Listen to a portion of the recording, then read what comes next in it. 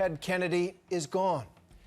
For millions of Americans, that's hard to imagine. So long had the youngest of the 9 children of the Kennedy clan blazed forth on the center stage of American politics. Edward Moore Kennedy died of brain cancer a little before midnight Tuesday at the age of 77 at his home at the Kennedy compound in Hyannisport, Massachusetts.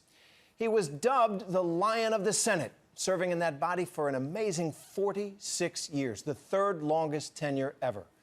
And now John Donvan looks back at the liberal who roared. He was 77 years old when he died today, the patriarchal holder of that iconic family name, the name his brothers made legend, and that it was his burden to live up to. But Joe, John, and Robert died young, while Ted, the youngest, he got a full term on this earth, those 77 years, time enough to honor the family name, but also time enough to disappoint. Nothing is going to keep me away from this special gathering tonight. It was the honor side of the equation in Denver, 2008, where they would soon nominate Barack Obama. But when Kennedy showed up, everyone there knew it was his last convention. The hope rises again, and the dream lives on.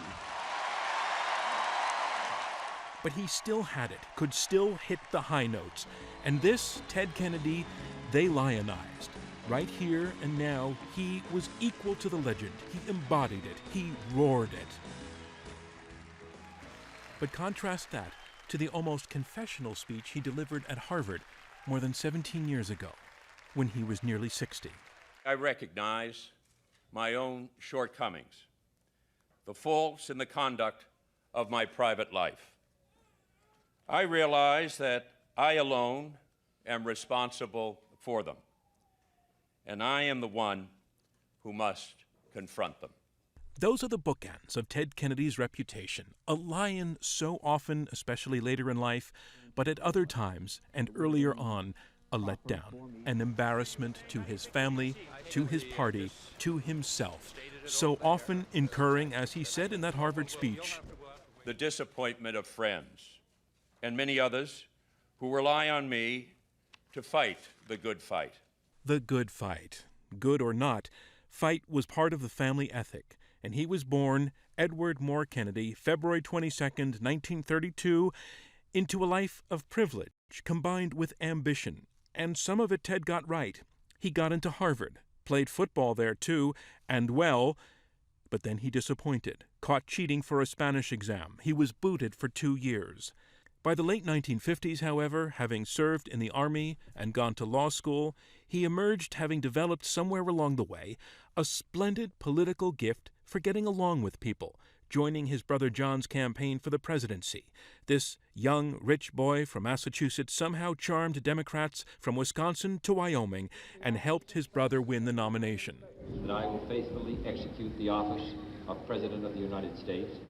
It was his family's golden moment, and Ted's piece of it was winning the Senate seat that had once been his brother's. He would be senator from Massachusetts uninterrupted for the next 47 years.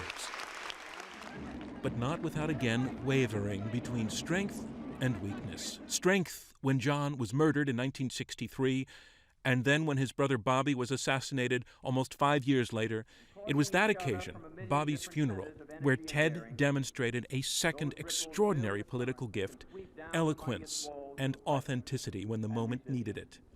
Those of us who loved him and who take him to his rest today pray that what he was to us and what he wished for others will someday come to pass for all the world. It was 1968, and the burden had become his. And so it is astounding to witness this speech just over 1 year later. There is no truth whatever, to the widely circulated suspicions of immoral conduct that have been leveled at my behavior and hers regarding that evening.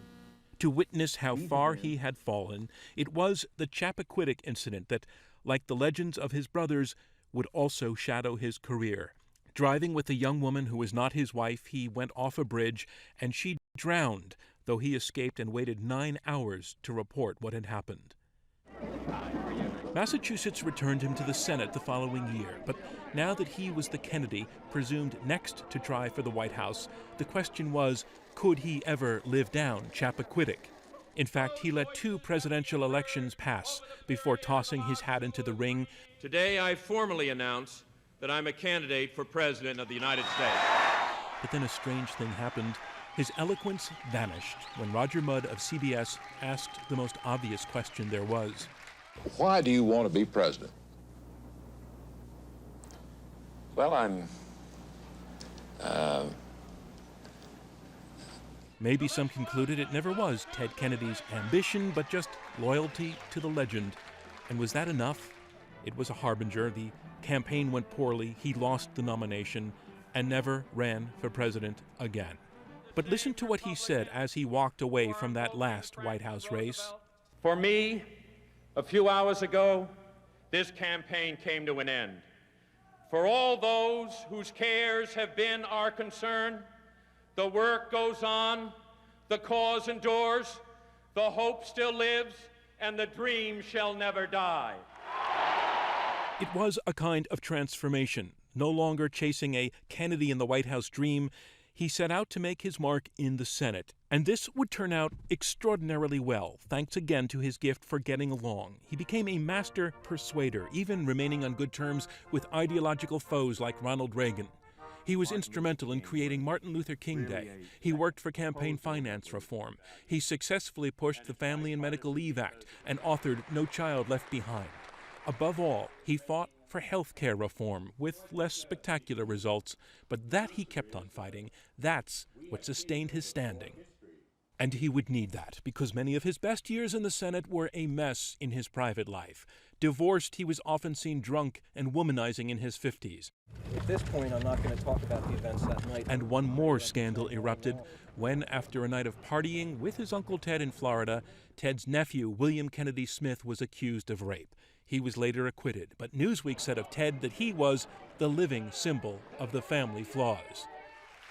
Thus it was that, overexposed and up for re-election with plunging poll numbers, Kennedy made that confessional Harvard speech, admitting that he had disappointed so many, but also saying this: I believe that each of us, as individuals, must not only struggle to make a better world, but to make ourselves better too. That was in 1991. We know now that in the nearly 2 decades he had left, Ted Kennedy did in fact work to better himself. He married again, the scandals stopped, the legislative achievements continued, and never to wear the mantle Commander-in-Chief, he earned a different one, the Lion of the Senate. Perhaps not the stuff that legends are made of, but Ted Kennedy leaves behind something else to measure and remember, the record of a life, lived in full, with all its ups and downs. I'm John Donvan for Nightline in Washington. For me, a few hours ago, this campaign came to an end. For all those whose cares have been our concern, the work goes on, the cause endures, the hope still lives, and the dream shall never die.